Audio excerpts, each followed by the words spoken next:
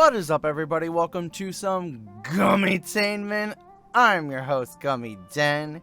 And what up, everyone? Welcome to the second devlog for my game, the Environmentor. The main topic for this devlog is going to be talking about the alpha version 0.1, the first playable version that will be released to, you know, a bunch of people.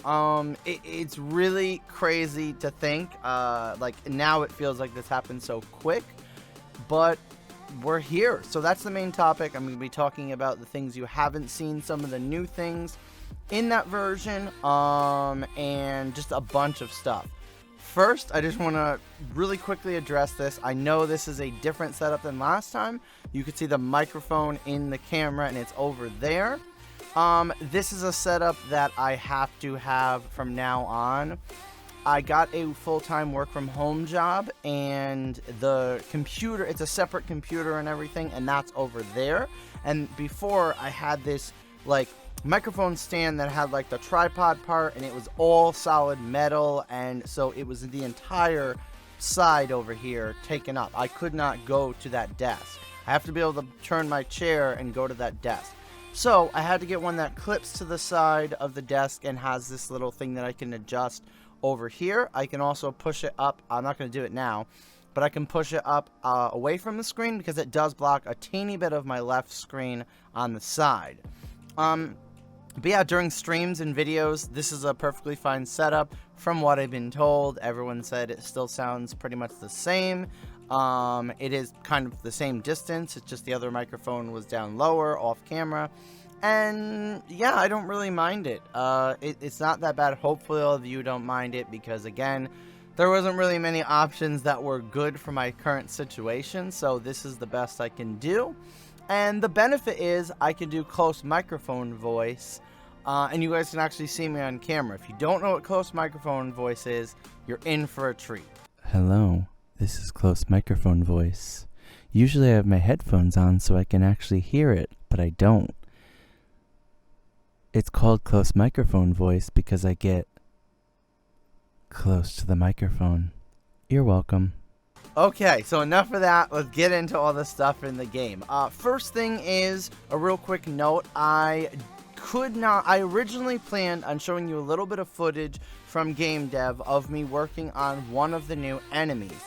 It was from a live stream I did on Twitch, but unfortunately I decided not to do that because I stream in 720p and these videos are in 1080p. I have the capability to stream and record at 1080p. It's just the problem of I only stream at 720p because I am an affiliate on Twitch, and as an affiliate you're not guaranteed to get quality settings, so some people's internets are not very fast and they would not ever be able to handle 1080p. Some can't even handle 720, but I want to at least be at 720p. I want to be at HD, so I wouldn't go lower than that. But for the majority of people, they can sort of shrug through. But 1080p kind of is a little too much for some people, so when I don't get quality settings, they won't be able to lower it at all. If I get the quality settings, they can. I may consider doing a few dev streams every now and then at 1080p and seeing how it goes. I don't know how many people currently won't be able to stream that, and I may also start the stream to see if I get quality settings. And if I do, I'll keep it at 1080p. If not, I'll go offline and switch it. It's not a very hard thing to switch. It's literally just this little thing at the top of the... Man, I need a haircut. At the top of the program that I use. Okay, so let's get into actual things that we need to discuss that happened. So the first big thing you're going to see right now is it's a lot closer. You can see that it's a lot closer to the character. That was one of a big suggestion. That was by Kirby Kid. Thank you so much, Kirby Kid. It was a great suggestion. It was actually something that I was thinking of in my head in a way, but I didn't know what the problem was. Like, it was, it felt like something was wrong, you know, when it was further away, but I just didn't know what that was. And him saying that and the camera system that I used had that ability already built in. So we figured out how to use it and we set it up and it works pretty good. So as you can see here, it's a lot more zoomed in. You can see everything better. It looks much better. and you can, kind of appreciate the art. Of course, the downside is if I make any art that's not so good, it will be pretty obvious. But there's a lot more bonuses to it, and I personally like it a lot. I love the camera zoom in. Okay, so I also want to say this game does have sound and music. I know in the last one you didn't really hear it because I was just talking, and there was some background music and I was just showing everything, and I won't show the sound and music and everything because some points it will distract, but I do want to show this right now. So here is the sound.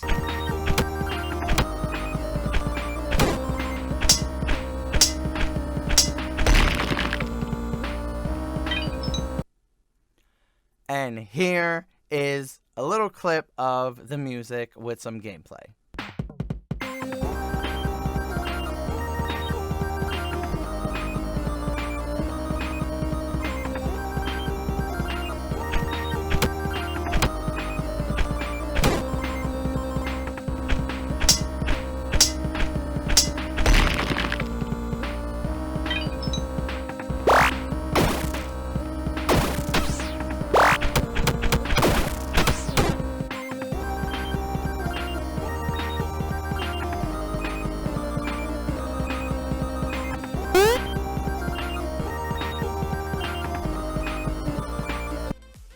Okay, so one of the big additions that I wanted to do in the Alpha 0.1 version is I want to have a little more content in the grass and dirt area. There was stuff planned, and so I wanted to have that out before the version was released. That way it just looks a little more lively. There's all different kinds of enemies.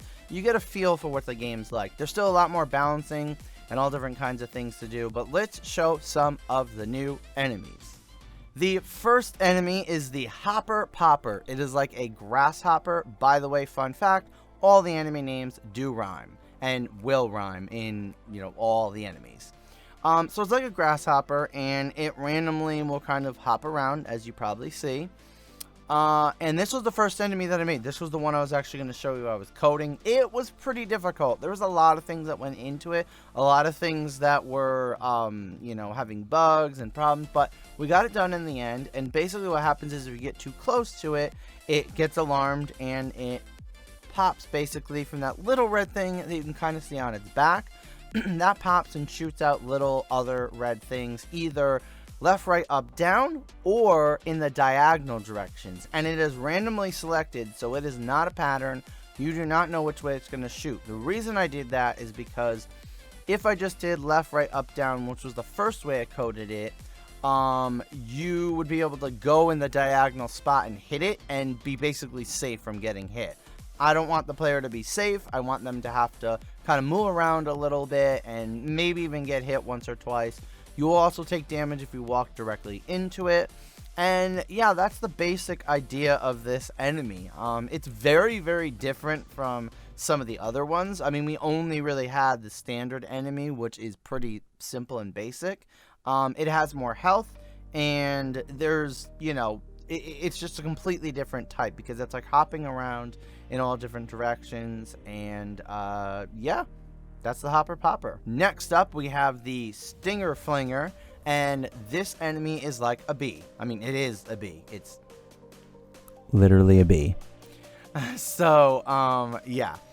But I call it the Stinger Flinger for a rhyme, and basically this is one of the most unique enemies because of the fact that it does not actively attack the player.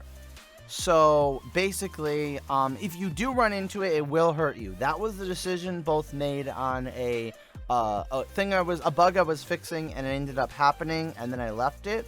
Also, the fact that I feel like if you were to walk into a bee, like directly over it, it probably would damage you. It only does 1 damage, so it's not much, but it will not attack you. So if you just leave it alone, or even if you walk into it, you'll just get 1 damage, but it won't actually attack you.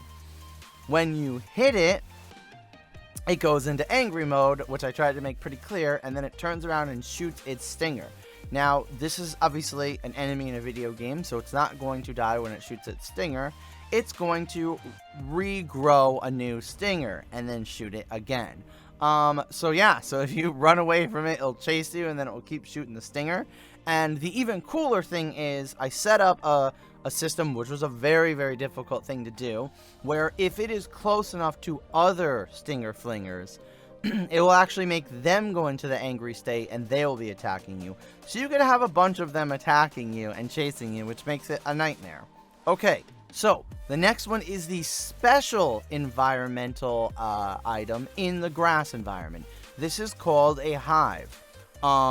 If you just go up to it, don't do anything, nothing will happen. It will just be there and live. But it is a destructible item, so you can actually hit it and destroy it. Now, once you hit it once, it will start spawning bees from the center part. You can see that little black part there that looks like an opening.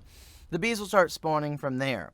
Not bees, stinger flingers will actually attack you like normal, and of course, you got to be careful. Now, I know what you're thinking. Why would I ever destroy this hive if there's enemies coming out of it? Why would the player, unless the player doesn't know, why would the player do that knowingly? Well, there is a reward for doing this. This is not just for no reason. If you destroy that hive, it will drop, as you see, a honey item. This is a brand new item in the game. I'm very excited to start introducing some new items besides just getting pieces and upgrade. Getting pieces and upgrading is very fun. Personally, to me, I like strength because I like to just fight and go in there.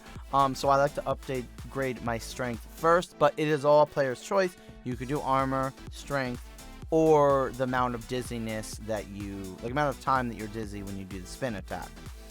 But this honey item will actually shows you in the top how many honey you have, and if you go over to an enemy and you drop this honey item over the enemy, like maybe it's chasing you and you can drop it and it will walk into it, or you could just take one damage hit and go right over the enemy and drop it right there. It's totally up to you. It will stop the enemy, and it will also make it so that the enemy cannot damage you, as well as the enemy does not, like if it's a hopper popper, the enemy won't actually shoot anything. So it really is a good way to get an enemy stuck there. And then of course you can kill the enemy, because it may drop something, or you could just leave the enemy alone.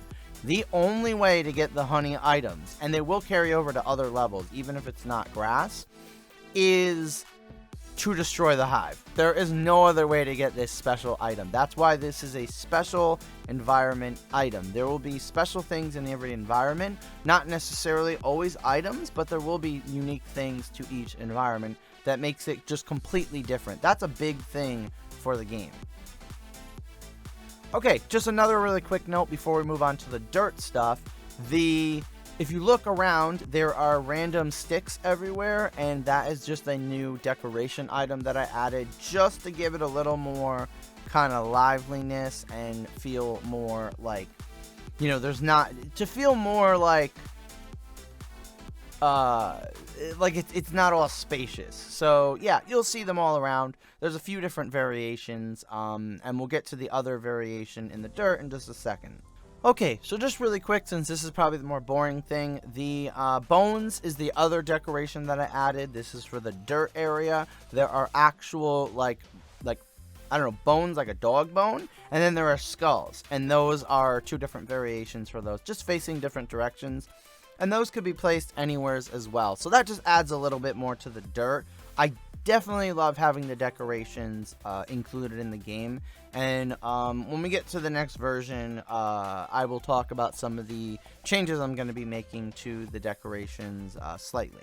Alright, so the new enemy in the dirt area is a Wiggly Squiggly. It is basically a worm, but this enemy just moves around and bounces off of solid surfaces, like destructible environment, the walls, the edge of the world, hills. It will hit those and bounce back and move again. They can move in all different directions, diagonally, up and down, left and right. And like I said, they'll just be moving around in all those directions, just bouncing off stuff. So generally speaking, they're not too much of a concern for the player, but if you're stuck in the middle of other enemies, maybe an enemy's chasing you or whatever, spoiler alert, there may be an enemy that chases you in the dirt, you know, you may end up running into this. But otherwise, you could hit them, kill them pretty easily, and they're gone. So they're not that much of a concern, but they're just a unique enemy to this environment. Okay, now we got the Placer Chasers. These are very, very interesting enemies. Basically, they will chase after the player if they get too close to them, and they will try to attack the player. Now that sounds bad enough, but it gets worse. Eventually, at random intervals, they will place down an egg. Now, if you leave that egg, as I'm going to show in this example, it will hatch into a little Placer Chaser, which I believe goes faster, but does a little less damage than the big Placer Chaser. And, of course, it could place another egg, and then that one could hatch, and as you can see, this could be a nightmare. As soon as it starts chasing you, that will activate it to start placing eggs, and the eggs will hatch, and when you get close to those, they'll chase you. It could end up being a whole cluster of them. The original way I had the code made with it chasing wasn't as good, so I learned about a pathfinding code where they can be in more of a cluster, which is how they would want to be. There are still bugs with this enemy and the bee enemies, the Stinger Flinger specifically with them overlapping each other. Those are going to be worked on, and this one has a little bug where it gets stuck, but once we fix those, it's going to be very unique to see it like a bunch of these all chasing you in like a pile. The pathfinding thing is really, really cool, and I can't wait to like expand on that and make it even better, and it's really gonna make what I want be easy to do because it's built into Game Maker Studio 2. So I know what you're thinking, how do we stop these things? Of course you kill them so they don't make more eggs, but then you can actually attack the eggs, and if you attack the egg before it's hatched, you will destroy the egg, which will not spawn another little chaser placer. So that's how that enemy goes. It was interesting to make, and yeah, now I know about some pathfinding, which is going to make some stuff a lot more interesting. Okay, so now we come to the final thing in the dirt area, which is the special thing in that area. This is called an anthill. This is different than a hive. When you get too close to an anthill, it will start spawning plant ants. Currently, there are only 2 plant ants in the game. They do the same amount of damage and do the same amount of thing, but they're just look different. There is the carrot ones with like a carrot body, and then the potato ones with a potato body. So their body looks like a certain type of plant. I will have different ones if you guys have any suggestions for some. I don't want like a million, but I just want a few just to give it different varieties. So I stuck with these 2 vegetables for now. But yeah, so they move around all over the place, and it's pretty sporadic. It's actually a different movement code than the original, the most basic enemy. But yeah, they're just moving all around like crazy. Now, the anthill, as soon as you get sort of close to it, it will spawn these, and they will keep spawning forever until, and as you can see, it gets very chaotic, very crazy. The only way to make it stop spawning is to destroy it. So this is not destroying it to get a reward. It's like the opposite of the hive. The hive you destroy to get that reward, and that will start spawning enemies. When you get too close to these anthills, it will start spawning these plant ants, so you need to destroy it to stop these spawning because it could get too chaotic.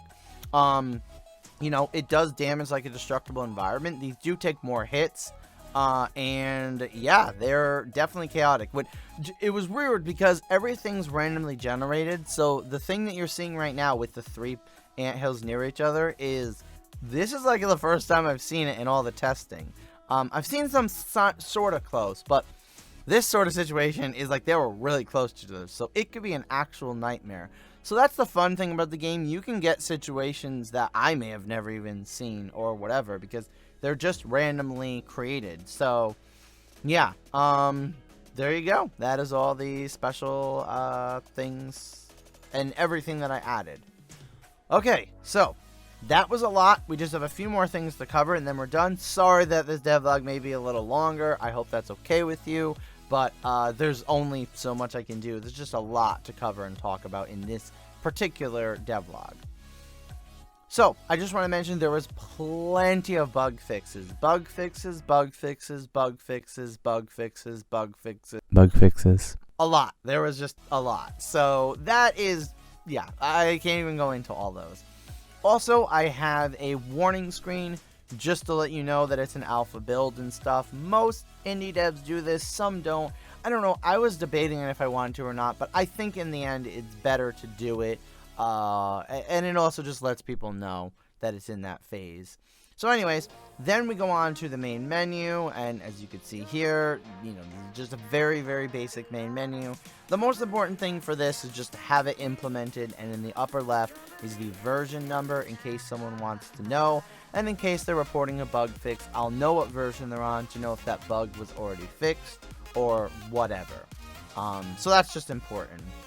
Okay, so yeah, the build is done. I just want to quickly show you all of the stuff that went into the Alpha 0.1 build. This is from the prototype. As soon as the prototype was done, going into the Alpha build, as you can see, there's so much stuff that went into this build, just so that you understand how much work went into it. It's really cool to see it in the Trello. And yeah, again, I want to thank all the people that have been supporting this project early on, all the people in the Gummy fam. And that brings me on to my second to last thing, which is that the Patreon supporters are already playing this build. That's right. And you can play this build right now as well.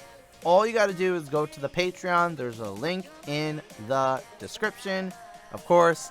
And you need to fund at the $10 tier or higher. This is the Patreon page. And there is a $5 tier, and then a $10 tier, and then more. I hope you guys are not too upset by this. I didn't think it was right for the $5 tier to include the alpha and beta builds perk. Because, in my opinion, the lowest tier is more just you want to support, you're giving something. It will be much, much, much appreciated, but I just didn't feel right putting it at the lowest tier. Again, I am doing this very, very part-time, and I would love to lead to do this full-time and really make the game quicker, because I'll have more time, and make it better. So, it just didn't feel right to put it at the lowest tier. You can still fund at the lowest tier, but the only way to get the builds is to do the $10 tier or higher. So yeah, if you're interested in that at any time, you could do it now, or you could do it another month. Whatever month you do it at, there will always be a new build every single month. So you will get that new build for that month. Of course, you'll have access to older builds as well. So for example, if you were to fund in November, you would get access to this build right now, and you'll get access to the build in November, so you'll be able to play it instantly if the November build is not out yet. So just to clear that up, that's how it works. As long as you're funding on Patreon, you'll have access to the itch.io page where you can actually get access to the build, the current build, and that's how it works. So if any of you have the ability to financially, I would love to have you support and be in the end credits at the end of the stream, as well as if you do $10 and up tier, get access to this build and play it and have fun with it. And like I said, with the random generation, you could play it multiple times and it could be different. Just to let you guys know, there are 3 levels you need to beat that will randomly select grass or dirt. There are 5 different goals, so you could, if you play it only one time, you're only going to see 3 goals. Once you get out of the game and you play it again, it's going to randomly select another 3 goals, and they could be sort of similar. You could get new ones. It basically only saves the fact that you get a different goal each level in your playthrough. So I hope you understood that. That may have got a little confusing and been unnecessary. I don't know. Okay. So the last thing on my list is just to explain really, really quickly the order of how things are going to happen. So you are in the last part of the order, but I'm sorry, that's just how it's going to work. So basically, this past Sunday, wow, I can't even talk about days. This past Sunday, I did the first step, which is I stream the new build. So whenever there is a new build, or even when I'm working on stuff, I will be live streaming that on twitch.tv/Gummytainment. Check it out, follow, and if you want to support, subscribe. You'll be in the credits at the end. And if you subscribe at tier 2 or 3, you'll get a shout out. But yeah, that is the world premiere as it was, where you can find out first all the stuff in the update. After that, I will be giving a post to the Patreons, and I will give them the actual build that I'm discussing. So then the Patreons will get it because they are paying, they are supporting, they do deserve it after that. Finally, we'll be here and we'll do a devlog on that build. Now, there could be devlogs to do with like part of the build, but like the actual official build is out. Devlog here on YouTube will be the third thing. That is just the order that I would like to do, and I think is fair. I feel like the people that come live, or even watch the VOD of the stream shortly after I'm live, if they're not able to be there at that time, I feel like that really should be first, because that is my primary content creation platform. And then, of course, like I said, I feel like the Patreon should get it right after. I'm going to have everything ready to do in this order, because, again, they are paying to support, so that is very important to give them, like, you know, the actual playable access. And then, of course, here on YouTube, it's not anything personal, but this is where I'll have the edited devlogs. They also take longer because I'm editing them. I'm not just showing it live. So, of course, that would be better in that way, too. So, that's everything. I'm all done. Sorry this was so long. I don't actually know how long the video was because I've been recording longer than the video itself, but I have kind of an idea that this is way longer than the first one. I appreciate all of you. If you've watched till the end, or you like all these changes and stuff, click that gummy thumbs up like button. Make sure you leave a comment, because I always read the comments and reply to them. Don't panic if you don't see your comment right away. I do have a system in place to review the comment before it's posted. That is just because I'm a family-friendly streamer slash YouTuber slash content creator, so we don't want anything going through that is not family friendly, or just bad, disrespectful, garbage content that we don't need to show up at all. And yeah, I'll see you in the next devlog, or maybe I'll even see you on Twitch. Have a good time, and remember, of course, never, ever forget, it's not just entertainment, it's Gummytainment. See ya!